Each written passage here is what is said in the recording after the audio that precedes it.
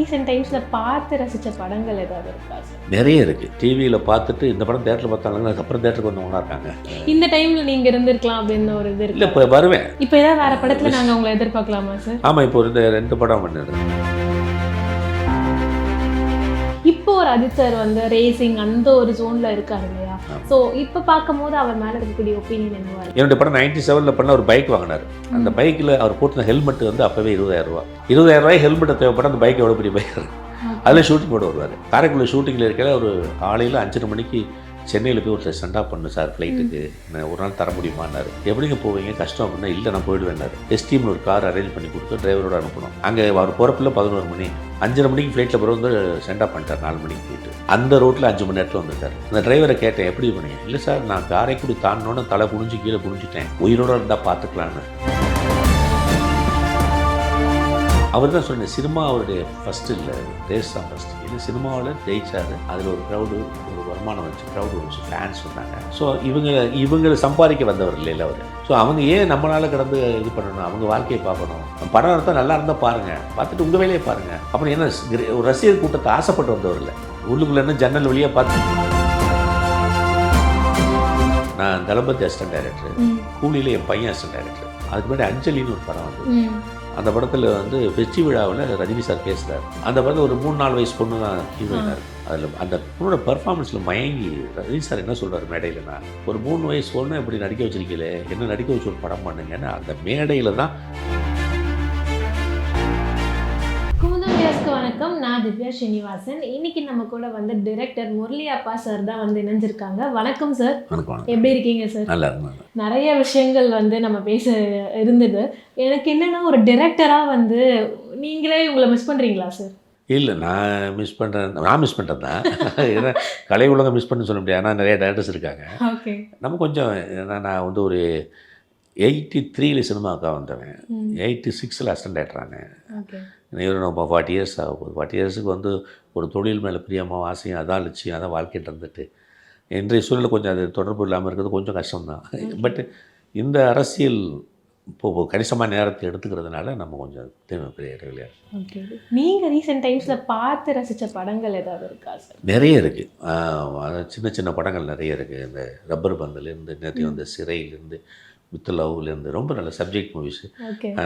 அதாவது பெரிய படங்களை மாட்டிக்கிட்டு காணாமல் போகிற நேரத்தில் நல்ல டாக்கை வச்சு பிக்கப் ஆகிட்டு நல்ல பேர் வாங்கி கொடுப்போம். இந்த மாதிரி சசிகுமார் படங்கள், சில படங்கள் எல்லாம் நல்ல. இந்த ஜென்ரேஷன் புதுசாக கேட்குறாங்க. இன்னொன்று, ஒரு காலத்தில் சினிமாங்கிறது அதுக்கு பேர் சலனச்சித்திரம்னு ஒரு பேர் இருக்குது. சலனச்சித்திரம் ஒரு ஓவியம் இருக்கு இல்லையா, அது அசையாது இல்லை, அசையும் பொழுது அது சினிமாவிடும், மூவ் ஆகுது. அதுக்கு பேர் சலனச்சித்திரம்னு சொல்லுவாங்க தெலுங்கில், அது பேர் சினிமாவுக்கே. அதை நீங்கள் அசைகிற மாதிரி பார்க்கணும்னா தேட்டருக்குள்ளே தான் போகணும், வேறு வழியே கிடையாது. ஒரு அசை அப்போ நீங்கள் தேட்டருங்கிறது மிகப்பெரிய ஈர்ப்பான இடமா இருந்துச்சு. கொஞ்சம் ஏதோ படங்கள் ஓடினாலே போதும் பார்த்துருவாங்க. நாள் படம் அவங்க மொபைலில் அவங்களே எடுத்து பார்த்துக்குறாங்க அந்த மாதிரி. ஸோ அந்த மாயை, அந்த கிரேஸ் போயிடுச்சு. இப்போ அதை தாண்டி சினிமாவில் எதுவும் இருக்கணும். என்ன கேட்டால் ரியாலிட்டி ஆர் நாவல்ட்டி, புதுசாக இருக்கணும், இல்லாட்டி உயிர்ப்போடு இருக்கணும். ஓகே. அது நான் புதுசாக சொல்கிறாங்கடா அப்படின்னு பார்ப்பாங்க, இல்லை ரொம்ப லைஃபாக இருந்துச்சுடா அப்படிம்பாங்க. அந்த 2 இல்லாத படங்கள் மக்களால் பார்க்க வேண்டிய. ஏன்னா அவ்வளோ ஸ்பெண்ட் பண்ணி பணம்லாம் செலவு பண்ணி பார்க்கறதுக்கு ஒரு அர்த்தம் வேணும்ல. அது இப்போ இருக்கிற ஓடிடியிலேருந்து சேட்டலைட்லேருந்து எல்லாம் வச்சுட்டு தேட்டருக்கு வர வச்சு ஒரு படத்தை காப்பாற்றணும்னா என்ன தான் இருந்தாலும் தேட்டரில் இருந்தால் அந்த படத்துக்கு உயிர். கண்டிப்பாக தேட்டர் ஓடணும். அந்த அந்த பிரம்மாண்டம் அந்த தேட்டருக்கெல்லாம் கிடைக்கிற அந்த இதெல்லாம் வேறு எக்ஸ்பீரியன்ஸ் கிடைக்காது. எனக்கு தெரிஞ்சு டிவியில் பார்த்துட்டு இந்த படம் தேட்டரில் பார்த்தாங்கன்னா அதுக்கப்புறம் தேட்டருக்கு வந்தவங்களாம் இருக்காங்க. அந்த சினிமா கொடுக்கல இன்றைக்கி இருக்க ஜென்ரேஷன் நல்லா மாடல் பண்ணுறாங்க. கொஞ்சம் நம்ம வெளியிருந்து பார்க்கணும்னு ஒரு பொறாமையாக கூட இருக்குது. ஓகே. இந்த டைமில் நீங்கள் இருந்திருக்கலாம் அப்படின்னு ஒரு இது இல்லை, இப்போ வருவேன் இருக்குது, சில வேலைகள் நடந்துகிட்ருக்கு. அப்புறம் சின்ன சின்ன கேரக்டர் நடிச்சிட்டு இருக்கேன். கூலியில் ஒரு சீன் பண்ணேன். இதில் மத்தகம் ஒரு வெப் சீரிஸ், மணிகண்டன் அதில் நான் ஒரு கவுன்சிலர், அரசியலில் தான் கவுன்சிலர் ஆகலை, அங்கே அது மாதிரி அது ஒன்று போயிட்டுருக்கு. அது சினிமாக்குள்ளே இருக்கிறேன் கொஞ்சம். இப்போ ஏதாவது வேறு படத்தில் நாங்கள் உங்களை எதிர்பார்க்கலாமா சார்? ஆமாம், இப்போ இந்த 2 படம் பண்ணிருக்கேன். அந்த அருள்நிதி இருக்கார்ல, அவருடைய படம் ஒன்று, அது இன்னொன்று சசிகுமாரோட ஒரு படம். 2 படம் ஆக்ட் பண்ணிகிட்டு இருக்கேன். அது இல்லாமல் ஒரு ஒரு படம் சீக்கிரம் டைரக்ட் பண்ணுவேன் நினைக்கிறேன். போயிட்டுருக்கு ஒரு பாட்டை பற்றி. யார் சார் ஹீரோ? இல்லை அதான் எல்லாமே சொல்கிற மாதிரி இல்லை, இப்போ பண்ணுவோம் தான் தெரியும் நினைக்கிறேன், நான் நினைக்கிறேன். ஓகே, நீங்கள் நினைக்கிறது கொஞ்ச நாள் ஆகும் எங்களுக்கான அப்டேட்ஸ். அப்போ நான் படம் பண்ணுறீங்க அப்படின்றதே வந்து ஒரு எக்ஸ்க்ளூசிவ் தான் நினைக்கிறேன். நான் இருக்கும்பொழுது பிஸி அசிஸ்டன்ட் டைரக்டர், அப்புறம் மணிரத்னம் சார் அசிஸ்டண்ட்னா தளபதி எல்லாம் ஒர்க் பண்ணியிருக்கேன். அதுக்கப்புறம் ராசின்னு அஜித் வச்சு படம் பண்ணியிருக்கேன். அப்போ எனக்கு ஒரு நல்ல சர்க்கிளில் இருந்துட்டு திடீர்னு வெளில இருக்கிறது கொஞ்சம் சிரமமாக இருக்குது. திரும்ப ஒரு சந்தர்ப்பம் வரணும் இல்லையா, அதை பார்ப்போம். கண்டிப்பாக சார். ராசி படம் அஜித் சாரை பற்றி சொல்லும் போது அப்போ நிறைய இன்டர்வியூஸில் அஜித் சாரை பற்றி நிறைய விஷயங்கள் ஷேர் பண்ணியிருந்திருக்கீங்க. இப்போ ஒரு அஜித் சார் வந்து ரேசிங் அந்த ஒரு ஜோனில் இருக்கார் இல்லையா? ஸோ இப்போ பார்க்கும் போது அவர் மேலே இருக்கக்கூடிய ஒப்பீனியன் என்னவா இருக்கு? இல்லை, அந்த மனிதன் வந்து தான் எடுத்த குறிக்கோளை எந்த இடத்துலையும் விட்டுறலைங்கிறது தான் இந்த ரேஸ். ஏன்னா எனக்கு தெரியும் பொழுதே அவர் ரேஸ் தான் ஒரு ஆசை. சினிமா ஒரு வழியில் ஒரு பயணம் தான். ஓகே, சினிமாவுக்கு வந்தவர் இல்லை, சினிமாவிலேருந்து அது ரேஸுக்கு போகிறதா இருந்தவர் தான். அங்கே தான் ஃபுல்ஃபில் ஆகும் அவருடைய கேரியர், அவர் லட்சியம். அங்கே போயிட்டார். ஆரம்பத்துலேயே அது உங்களுக்கு தெரியுமா சார்? நல்லா தெரியும். நாங்கள் படம் பண்ணிட்டு இருக்கையிலே என்னுடைய படம் 97 பண்ண ஒரு பைக் வாங்கினார். அந்த பைக்கில் அவர் போட்டிருந்த ஹெல்மெட் வந்து அப்போவே 20,000 ரூபா. 20,000 ரூபாய் ஹெல்மெட்டை தேவைப்பட அந்த பைக் எவ்வளோ பெரிய பைக் இருக்குது. அதில் ஷூட்டிங் போட வருவார். அந்த அது காரு ஒன் டே காரைக்குடி ஷூட்டிங்கில் இருக்கிற ஒரு 4 மணிக்கு நான் காலையில் 5:30 மணிக்கு சென்னையில் போய் ஒருத்தர் சென்ட் ஆஃப் பண்ணு சார் ஃப்ளைட்டுக்கு, என்ன ஒரு நாள் தர முடியுமான்னாரு. இனிமேல் எப்படிங்க போவேன், இந்த போர்வேலாம் கிடையாது, எப்படிங்க போவீங்க கஷ்டம் அப்படின்னா, இல்லை நான் போயிடுவேன்னாரு. அப்புறம் ஒரு மாதிரி எஸ்டிஎம்னு ஒரு கார் அரேஞ்ச் பண்ணி கொடுத்து டிரைவரோடு அனுப்பணும். அங்கே அவர் போகிறப்பில் 11 மணி, 5:30 மணிக்கு ஃப்ளைட்டில் போகிற வந்து சென்ட் ஆஃப் பண்ணிட்டார் 4 மணிக்கு போயிட்டு. அந்த ரோட்டில் 5 மணி நேரத்தில் வந்திருக்காரு. அந்த டிரைவரை கேட்டேன், எப்படி பண்ணீங்க? இல்லை சார், நான் காரைக்குடி தாண்டினோன்னு தலை குனிஞ்சு கீழே குனிஞ்சிட்டேன், உயிரோடு இருந்தால் பார்த்துக்கலான்னு நான் உயிரோடு வந்துட்டேன். அப்போ எப்படி ஓட்டிட்டு வருவாங்க? அந்த கூட போனவருக்கு தான் தெரியும். டிரைவரே உட்கார சொல்லி இவர் ஓட்ட ஆரம்பிச்சிருக்காரு. அவன் அப்போ கீழே குனிஞ்சு வரதானா, குறைச்சிட்டு இருந்தால் பார்த்துக்கலான்ட்டு இருந்தான். அந்த அவர் கூட நீங்கள் ரைடு ஏதாவது போயிருக்கீங்களா சார்? ஏறே மாட்டேனே, இப்படி தெரிஞ்சதுக்கப்புறம் நம்ம ஏறுவோமா? ஏன்னா அவருக்கு அது குழந்த மாதிரி இருக்கு அவருக்கு. நமக்கு வந்து அதை நான் அந்த காலகட்டத்தில் இருந்த ரோடெல்லாம் 50 கிலோமீட்டருக்கு மேலே போகிறதே தப்பு. அதில் போகிறது அது மாதிரி அது என்று சொல்லியிருக்காரு அந்த ரேஸு. அப்போவே உங்களுக்கு நம்ம படம் நடிப்பார், இந்த பணத்தை வாங்கிட்டு லண்டனில் உட்காந்துருப்பார், இங்கே உட்காந்துருப்பார், ரேஸில் தான் இந்த பணம் போகிற செலவு பண்ணுவார். சில பேர் இந்த பணம் கொடுக்குற பணம், இந்த கொடுக்குற செல்வாக்கு, அந்த டாப் ஹீரோவில் ஒருத்தர் இருந்தார் சார், அஜித் விஜயில் ஒருத்தர் இருக்கார். இவ்வளோ வந்ததுக்கப்புறம் இதில் சோகம் கண்டுட்டு அதை விட்டுறாமல் இப்போ எப்போ நடித்தார், ஒரு வருஷம் 2 வருஷம் இருக்கேன், அது எவ்வளோ காசு அவர் நடிச்சிருந்தார், போட்டு போய் ரேஸ் ஓட்டிகிட்ருக்காரு. அப்படிங்கிற நம்ம ஒரு மனிதன் லட்சியம்னு ஒன்று உள்ளுக்குள்ளே போயிட்டா அதுக்கு எதை வேணாலும் பலி கொடுப்பான், விலை கொடுப்பாங்கிறதுக்கு ஒரு மிகப்பெரிய உதாரணம், அது சக்ஸஸ்ஃபுல் உதாரணம். Yes sir.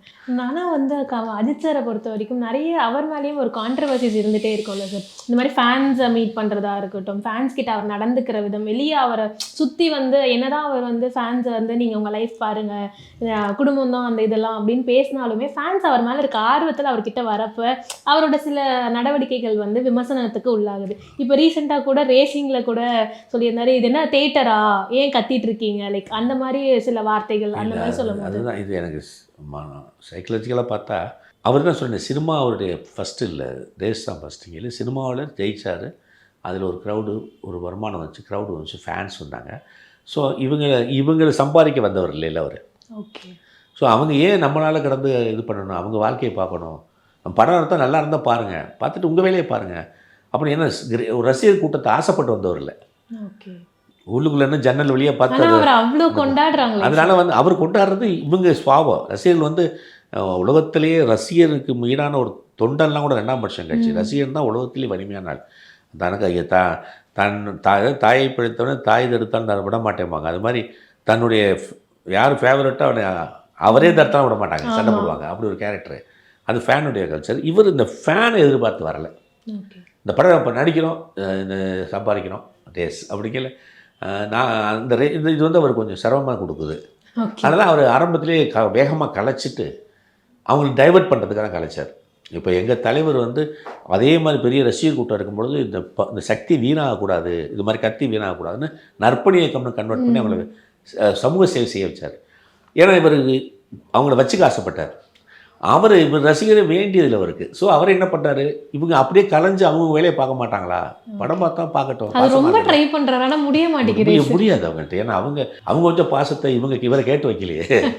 பார்த்து வச்சது ஓகே. அப்படி தான் இருக்குது. இதனால் அவர் முடிஞ்ச அளவுக்கு பட்ட சின்ன சின்ன தொந்தரவு ரொம்பலாம் யாராவது இதாக நடந்துக்கிறது இல்லை. சின்ன சின்ன கண்டிப்பு தானே. கண்டிப்பா தான். அது கூட அவர் சொல்லி கேட்கலன்னா என்ன அப்புறம் ஃபேன்ஸ். ஓகே. Okay sir. இப்போ அஜித் சாரை தாண்டி ரஜினி சார் கூடயும் வந்து ட்ராவல் பண்ணியிருந்திருக்கீங்க. என்னதான் நீங்கள் வந்து நம்ம ஆண்டவரோட பயங்கரமான ஒரு இதுவாக இருந்தாலும் தலைவர் கூடயும் அந்த ஜேர்னி இருந்திருக்கு. ஒரு 1.5 வருஷம்லாம் வந்து கூடயே இருந்து அந்த ஒரு இதெல்லாம் சொல்லியிருந்தீங்க. தலைவரை இப்போ வந்து எப்படி சார் பார்க்குறீங்க? நான் எனக்கு இன்னும் பெரிய பெரிய அவரோட சேர்ந்த வேடிக்கையான விஷயம், நான் தளபதி அசிஸ்டன்ட் டைரக்டர், கூலியில் என் பையன் அசிஸ்டன்ட் டைரக்டர். 2 பேருமே 30 வருஷம் கேப்பில் வந்து அசிஸ்டன்ட் டைரக்டர் இருப்பேன். அவர் சூப்பர் ஸ்டாராகவே இருக்கார். ஓகே. அப்பயும் அவர் சூப்பர் ஸ்டார் தான், இப்பயும் இன்னைக்கு அந்த படத்துக்காக தமிழ்நாடு எதிர்பார்த்துச்சு, இன்னைக்கு கூலிக்காக எதிர்பார்த்துச்சு. கண்டிப்பா. அதை போய் பார்த்தோம், வந்து சந்தோஷப்பட்டார். அதுக்கப்புறம் அந்த சீன் பண்ணுற மாதிரி இருந்தது. அவர் ரொம்ப எளிமையான மனிதர். என்ன சார் நடந்தது? ஏன்னா ரொம்ப வருஷம் கழிச்சு மீட் பண்ணியிருப்பீங்க. ஸோ அந்த மொமெண்ட் எப்படி இருந்தது? தலைவர் எப்படி ரியாக்ட் பண்ணாரு? எப்படி இருந்துச்சுன்னா, நானும் பார்த்து ரொம்ப நாள் ஆச்சு இல்லையா, அப்போ அசிஸ்டன்ட் டைரக்டர் தானே. பட்டு நான் சந்திக்க பையன் சொல்லியிருக்கேன் அந்த மாதிரி அப்பா அசிஸ்டன்ட் நான் பார்க்கணுமே. இப்போ நான் போனேன், பார்த்தோன்னே அப்படியே ரொம்ப இப்போ வாங்க வாங்க வாங்கன்னு வந்தார். அதை பார்த்து என் பையன் சர்ப்ரைஸ் ஆகிட்டான், என்னப்பா அப்படியே ஞாபகம் வச்சுருக்காருன்னு. அது ஒரு சந்தோஷமாக இருந்துச்சு. பட் அவர் எப்போவுமே எளிமையான மனிதர், யாரையுமே ஈஸியாக அப்ரோச் பண்ணுறது சௌரியமாக இருக்கும். அவருக்கு எவ்வளோ தெரியுங்கிறத தாண்டி எதுவும் தெரியாத மாதிரியே ஒரு பாவனை உள்ளவர். நான் எல்லாம் தெரிஞ்ச மாதிரி காட்டிக்க மாட்டார். பழகத்துக்கு போயிலுமே நான் வந்து பழகும்போது காலத்தில் ஒர்க் பண்ணையில் இன்னொரு பெரிய ஸ்டாரோட ஒர்க் பண்ணிகிட்டு இருக்கணும்னு நினைப்பே வராது. அவ்வளோ பேச்சுவார்த்தைகள் நல்லாயிருக்கும். அதனால் நமக்கு கிடைச்ச நம்ம வாழ்க்கைன்னு ஒன்று இருக்கு இல்லையா, அதில் நினச்சி சந்தோஷப்படுறதுக்கான விஷயங்கள் இருக்கணும்ல. அதுலெல்லாம் அவரோட இருந்த காலங்கள் வந்து நமக்கு எப்பவுமே ஞாபகம் இருக்கும். சொல்லப்போனால் என் கூடவே இருக்கவங்களுக்கு கொஞ்சம் அருமையாக கொடுக்கும். எப்போ தான் ஞாபகப்படுத்த சொல்லுவோம்ல, நமக்கு ஞாபகப்படுத்தாமனா பேசுவான். அதனால் அது எனக்கு அதிர்ஷ்டம் சொல்லப்போனால் அவர்கிட்ட ஒர்க் பண்ணிவிட்டு இவர்கிட்ட எனக்கு தலைவனுக்கு தொண்டனாக வந்திருக்கேன் பாருங்க. 2 பேரையும் அருகாமையில் பார்த்து வாய்ப்படைச்சு இதெல்லாம் தான் நம்ம சாதனையாக வச்சுக்கணும் வாழ்க்கையில். கண்டிப்பாக சார். தளபதி படம் வந்து இப்போ வரைக்குமே இப்போ அந்த ஜென்ரேஷன் இல்லை, இந்த ஜென்ரேஷனுமே இன்ச் பை இன்ச் அந்த படத்தை வந்து ரசிக்கக்கூடிய ஒரு விஷயமா இருக்கும். அதுலேயே நீங்கள் ட்ராவல் பண்ணி ஏரியாவில் ஒர்க் பண்ணுறப்ப ஏதாவது ஒரு சுவாரஸ்யமான விஷயம் வந்து நடந்துருந்துருக்குன்னு ஏதாவது ஞாபகம் இருக்கா? எங்களுக்கு எக்ஸ்க்ளூசிவாக ஏதாவது சொல்ல முடியுமா? இல்லை, அந்த படத்துடைய அடிப்படை அதுக்கு முன்னாடி அஞ்சலின்னு ஒரு படம் வந்தது. அந்த படத்தில் வந்து வெற்றி விழாவில் ரஜினி சார் பேசுகிறார். அந்த படத்தில் ஒரு 3-4 வயசு பொண்ணு தான் ஹீரோயினாக இருக்கும். அதில் அந்த பொண்ணோட பர்ஃபார்மன்ஸில் மயங்கி ரஜினி சார் என்ன சொல்கிறார் மேடையிலனா, ஒரு 3 வயசு பொண்ணு இப்படி நடிக்க வச்சிருக்கீங்களே, என்ன நடிக்க வச்சு ஒரு படம் பண்ணுங்கன்னு அந்த மேடையில் தான் மணி சார்கிட்ட சான்ஸ் கேட்டார். ஓகே, சரியாக சொன்னால் அப்படி தான் சொல்லணும், என்ன நடிக்க வச்சு படம் பண்ணுங்கன்னு. அதை ப்ரொடக்ஷன் ஒன்று கைப்பற்றி பண்ண ஆரம்பித்து டிசைன் பண்ணி பண்ணாங்க. இப்போ அந்த ரஜினி சார் நான் உங்கள் படத்தில் நடிக்க ஆசைப்பட்டு வந்ததுனாலேயே அந்த படத்தில் ஷூட்டிங் டேஸ் எல்லாம் பார்த்தீங்கன்னா டிசம்பர் மாதம் ஊட்டியில் 5 மணிக்கு ஷாட் எடுப்போம் விடிய காலையில். 4:30 மணிக்கு போத்திட்டு உட்காந்துருப்பார். அவர் பெரிய ஆர்டிஸ்ட்லாம் 8 மணிக்கு விட்டுருவாங்க, காலைல 10 மணிக்கு தான் வர சொல்லுவாங்க. அவர் வர்ற வரைக்கும் மற்றதை எடுத்துகிட்டு அவர் வந்து நாங்கள் போஸ்ட் எடுத்து வேகமாக அனுப்ப பார்ப்பாங்க. இதுதான் கலாச்சாரம்.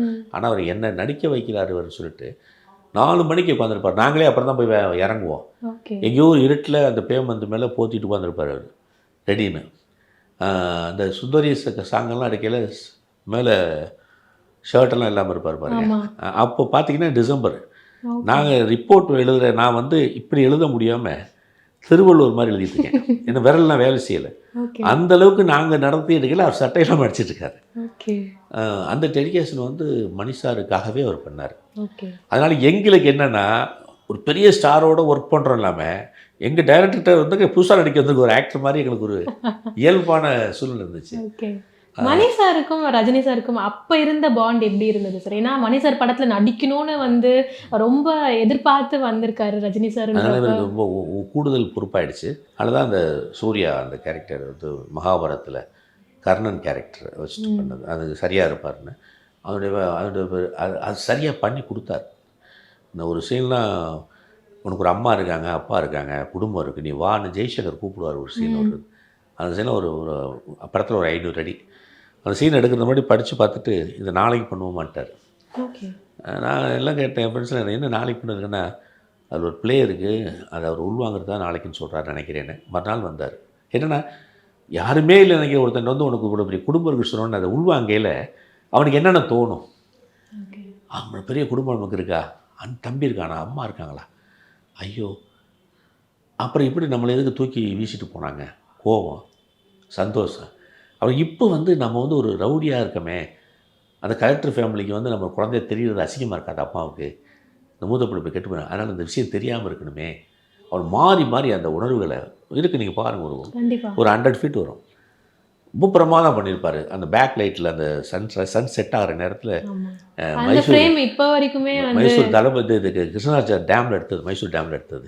இன்றைக்கும் நான் அப்போ உட்காந்து பார்ப்பேன் அந்த இடத்த. ஒரு கமர்ஷியல் ஹீரோனாங்க இல்லையா, அந்த இடத்துல பார்த்தீங்கன்னா 150 அடி 200 அடி பேச்சே இல்லாமல் நான் சொன்னதெல்லாம் பண்ணிவிட்டு திருப்பி வருவார். அந்த மாதிரி இவர் படத்தில் ரொம்ப டெடிக்கேட்டாக அவர் பண்ணார். இவர் அவர்கிட்ட என்ன வாங்கணுமோ அழகாக, அவர்கிட்ட என்னென்ன இருக்குன்னு அவருக்கே தெரியாதெல்லாம் வாங்கினார். அது ஒரு எனக்கெல்லாம் ஒரு பெரிய சந்தோஷமான அனுபவ காலகட்டங்கள்லாம் தான். Okay sir. இப்போ வந்து அஜித் சார் ஒரு பக்கம், நீங்கள் கமல் சார், ரஜினி சார்லாம் இருக்கும்போது இந்த வயசில் விஜய் சாருமே வந்து இருந்திருக்காரு இல்லையா? அவர் கூட ஏதாவது மொமெண்ட் இருக்கா? அவரை சந்தித்து பேசினது அந்த மாதிரி ஏதாவது? பெரிய சந்திப்புகள் அமையலை. பட் என் பையன் லியோ ஒர்க் பண்ண ஆஸ்திரேலியா. ஓகே, லியோலையும் ஒர்க் பண்ணியிருந்தார், கூலிலையும் ஒர்க் பண்ணியிருந்தார். விக்ரம், லியோ, கூலி, இப்போ கூட அடுத்த அல்லு அர்ஜுன் படத்தை பண்ண போகிறாங்க. அவரோட இருக்கான் லியோ, லோகேஷ் சார்ட்ட இருக்கிறதுனால கண்டினியூஸாக போயிட்டேன். அவன்கிட்ட தான் கேட்டு கதையெல்லாம் தெரிஞ்சுக்குவேன் அவரை பற்றி. ஓகே, எனக்கு பெரிய இன்ட்ரெஸ்டிங்காக சொல்லியிருக்காரு, அதான் ஷேர் பண்ண முடியுமா எங்களுக்காக? இல்லை, அவர் இப்படி தான். இவர் மாதிரி சில விஷயம் ஒர்க்கு ஸ்பாட்லேயே இருப்பார். அந்த கேரவன்லாம் இருந்தாலும் ஷூட் வந்துட்டால் முடிஞ்ச பிறகு அங்கேயே இருக்கிறது. ஓகே, அவர் ஷார்ட் இல்லைனா எடுக்க போய் அந்த மாதிரிலாம் இல்லாமல் இருப்பார். அந்த எளிமை அதில் அவன் ஆல்ரெடி ஃபேன் அவருக்கு. அதனால் ரொம்ப சொல்லுவான், ஃபேனுக்கு ரொம்ப கூட சொல்லுவான். ஓகே, ஆனால் நீங்கள் கமல் சார் ஃபேனு, பையன் வந்து விஜய் சார் ஃபேனு, எப்படி சார் வீட்டில் ஏதாவது இருக்குமா? ஒவ்வொருத்தனுக்கும் ஒரு விழி திரை இருக்குது, கை ரேகை இருக்குல்ல, வித்தியாசப்படையில் புள்ள நான் பண்ண அப்படி தான் இருக்கேன். ஏன்னா என்னென்னா ஆக்கப்பூர்வமாக பேசிக்குவோம். அவன் சப்போர்ட் பண்ணி பேசுவான் நிறைய. பட் ஆக்கப்பூர்வமாக பேசிக்குவோம். பட் அவன் ரூட்டில் தான் போகணும். நம்ம சொல்கிறது நம்ம சொல்கிறது. இப்போ சார் எங்கள் தலைவர் சொன்னேன்ல, அண்ணாவை பேசுகிறாரு, பெரியாரை பேசுகிறாரு, அண்ணல் அம்பேத்கரை பேசுகிறாரு, காந்தியை பேசுகிறாரு. பட் யாருக்கும் அவர் அடாப்ட் ஆகி புதுசாக ஒருத்தட்ட போயிட மாட்டார். அங்கெல்லாம் நல்லதை எடுத்துக்கிட்டு இவர் ஒன்று சொல்கிறார். அந்த மாதிரி அவங்களுக்கு லேர்ன் பண்ணுற நேரம், வயசு 24 இயர்ஸ் ஓல்டு, லேர்ன் பண்ணிட்டுருக்கான். என்னட்டு கொஞ்சம் லோகேஷ் சாரே வந்து ஸ்டேஜில் சொல்லியிருந்தார், அவரை பற்றி நிறைய விஷயங்கள் ஷேர் பண்ணியிருந்தார். கூலி அந்த டைம்லேயுமே வந்து பெருமையாக பேசியிருந்தார். அதெல்லாம் கூட இல்லை, நல்லா இருக்கணும். ஏன்னா அவர் படம் ஒரு பட்டம் அண்ணான்னு பிரிய மண்டம் கூடவே இருக்கிறாங்கல்ல அவங்கெல்லாம். ஸோ அவர்கிட்ட ஏதோ ஒரு அந்த இப்போ தொழிலை தாண்டின உறவு வருது அவர்கிட்ட. அப்போ அந்த அவர் இடம் கொடுத்தானே உறவு வரும். கண்டிப்பாக இவராக இருக்கட்டும், நெல்சன், எல்லாருமே அந்த அந்த அந்த தொடர்ச்சி அட்லிலேருந்து இன்னும் அவரோடையே ஃபாலோ பண்ணேன். ஸோ அந்த அளவுக்கு அவங்களுக்கு பிரியமாக இருக்காரு. ஓகே, பையன் வந்து ஒரு டைரக்டராக வந்து வரணும்ன்ற அந்த ஆசை எப்படி சார் இருக்குது? ஏன்னா நீங்கள் ஒரு டைரக்டராக இருந்து அடுத்து நீங்கள் ஒரு படம் பண்ண போகிறீங்கன்னு சொல்லிட்டீங்க. பையன் வந்து இவ்வளோ வருஷமாக வந்து இவ்வளோ விஷயங்கள் பண்ணிகிட்டு இருக்காருன்றப்ப அவர் ஒரு டைரக்டராக ஒரு ஃபுல் ஃப்ளெஜ்டு ஃபீச்சர் ஃபிலிமில் வந்து பார்க்கணுன்ற ஆசை எந்த அளவுக்கு இருக்குது? அது மரபுன்னு நினைக்கிறேன். எப்படின்னா, நான் சின்ன வயசில் டீனேஜில் வந்து சைன் போர்டெல்லாம் எழுதுவேன். இந்த கடையில் ஹோட்டலில் வைப்பாங்கல்ல, அந்த போர்டெல்லாம் பெயிண்ட் பண்ணி எழுதுவேன் டீனேஜில். அப்போ எங்கள் அப்பா ஒரு நாள் நின்று பார்த்துருந்தார். அப்போ அவர் ஃப்ரெண்டு கேட்டார், என்ன பையன் எழுதுகிற அழகை ரசிக்கிறீங்களான்னாரு. இல்லை, எங்கள் தாத்தா வந்து பெரிய அப்போ பெயிண்டரு, படம்லாம் வரைவார், கோயில் வேலையெல்லாம் பார்ப்பார். அவரை இவன் பார்த்ததே இல்லை, அதே வேலையை எப்படி செய்கிறான்னு தெரியலன்னாரு. அந்த ஆர்ட்டுக்கான ஒரு டிஎன் மரபுன்னு இருக்குன்னு நினைக்கிறேன் அவர் சொன்னது. அதே மாதிரி இவனும் வந்து நான் என்னோட மூத்தவன் வந்து இன்ஜினியரிங் முடித்தான், சிவில் இன்ஜினியரிங் முடித்தான். அப்புறம் ஒர்க் பண்ணிகிட்ருக்கான். இவன் வந்து நான் வந்து சினிமாவுக்கு தான் வருவேன் நான். ஏன்னா இல்லைப்பா, நான் அப்புறம் தான் விஸ்காம் சேர்த்து விட்டேன். நீ அப்புறம் ஏன் எல்லாத்தையும் படிக்கிற வேஸ்ட்டா, இதை படிக்கிட்டு சேர்த்து விட்டேன். வந்த நேரத்துக்கு நல்ல இடமா ஒரு ஜாப் படித்து போயிட்டுருக்கேன். அவன் நினச்ச ரூட்டில் போகிறான். அதுக்கான சூழல், நல்ல படங்கள், சரௌண்டிங்ஸ் அமையுது. பர்சனலாக அந்த ஸ்கிரிப்டு, அந்த திறமை வாங்கினா அவனுக்கான வெற்றி அவனுக்கு கிடைக்கணும். சரி, அவனுக்கு தேவையான ரூட்டில் விட்டுட்டோம். நமக்கு வேண்டியது சப்ளை பண்ணுறதானே. அப்பாக்களுக்கு வந்து பையன் கேட்டதை கொடுத்தாச்சு. பட் இந்த சிந்தனைக்கு நானும் காரணம் இல்லை, எனக்கு முன்னாடி இருக்கவன் தாங்க, அந்த தாத்தா தான் காரணம் நினைக்கிறேன். இவன் மட்டும் இல்லை, என்னுடைய இன்னொரு தம்பியே நடிச்சிட்ருக்கான். அருவி படம் பார்த்தீங்களா, அதில் ஹீரோயின் ஃபாதராக வருவான் பாருங்க ஒருத்தர். இப்போ வந்து இதில் கூட இருப்பான், நம்ம டானில் கூட ஹீரோயின் ஃபாதராக இருப்பான். இது இந்த மூக்குத்தி அம்மன்ல இந்த பாலாஜியோட அப்பாவை சாமியோட போயிடுவாங்க. நிறைய படம் பண்ணுறான், ஜெயிலில் கூட பண்ணியிருக்கேன். இந்த பண்ணுறான், இந்த ஜெயிலில் கூட பண்ணுறான், 2 கூட பண்ணுறான், பேட்டையன் பண்ணியிருப்பான். என்னுடைய நாங்கள் 5 பேரில் நான் ஃபஸ்ட்டு, அவன் கடைசி. அவன் அட்வொகேட் ஹைகோர்ட் லாயர். அவன் அப்போ ஃபேமிலியே வந்து ஒரு மாதிரி சினிமாக்குள்ளே தான். இல்லை, இது எல்லாத்துக்கான அந்த கிழமை தான் நினைக்கிறேன். அந்த எல்லாருலேயும் அந்த கலை உணர்வு ஏதோ கூறு இருக்குது. அவன் அட்வொகேட் ஹைகோர்ட்டில், எல்லாம் வந்து நடிக்க வந்து அவன் கூப்பிட்டு நடிக்க வச்சு அருவியில் நிறைய அது அருவி தான் ஃபர்ஸ்ட் படம். இன்றைக்கி நிறைய படம் பண்ணி இன்றைக்கி கூட இங்கே ஷூட்டிங்கில் இருக்கான். அந்த நெட்ஃப்ளிக்ஸில் ஒரு படம் பண்ணுறாங்க அதை வச்சுட்டு. பட் என்னென்னா அவனு சரி நாங்களாம் சரி சான்ஸ் கேட்டு போகிறோம். அவன் யார்ட்டும் போய் கேட்க மாட்டான். வாய்ப்பு கேட்டு நடிக்கிறது கூப்பிட்டா தான் ஆக்ட் பண்ணுவான். ஸோ எல்லார்ட்டையுமே இப்போ அவன் நடிக்கிறனா நான் சரி வாங்குறேன், இவன் தம்பி நான் அவனுக்கு ஒரு பையன் இருக்கான், அவன் என்ன பண்ணுவான்னு தெரியல. இதை சொன்னேன், அந்த கிழவன் தான் காரணம் இல்லை. ஓகே, அவர் பண்ண நல்ல விஷயம் நினைக்கிறேன். அப்பா சொன்னதால தெரியும். ஆனால் அவங்க எல்லாருக்கும் சினிமா பிடிச்சிருக்கு சார். நாங்களும் உங்கள் எல்லாரையுமே பார்த்துக்கிட்டே இருக்கோம் இல்லையா. கண்டிப்பாக நீங்கள் சொன்ன மாதிரி இன்னும் பல படங்களில் இன்னும் கொஞ்ச நாளில் டைரக்டர் கம்பேக்கும் வந்து எதிர்பார்க்குறோம் சார். பார்க்கலாம் சார். நன்றி சார். தேங்க்யூ.